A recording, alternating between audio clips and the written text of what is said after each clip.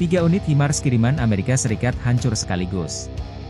Beredar rekaman video perburuan malam tim pengintai Rusia menemukan pergerakan 3 unit HIMARS ke posisi yang telah disiapkan sebelumnya di kawasan pemukiman Klapaya, wilayah Kherson. Setelah drone pengintai mengirimkan data lokasi sistem roket, awak OTRK Iskander-M melancarkan serangan rudal, menghancurkan semua kendaraan sekaligus, termasuk belasan spesialis asing. M142 High Mobility Artillery Rocket System, atau Sistem Artileri Roket Mobilitas Tinggi M142 disingkat HIMARS. HIMARS adalah peluncur roket ringan buatan Amerika Serikat yang dipasang pada kerangka truk taktikal militer standar. Klaim penghancuran 3 unit HIMARS angkatan bersenjata Ukraina ini belum diverifikasi. Video dipublikasikan 8 Juli.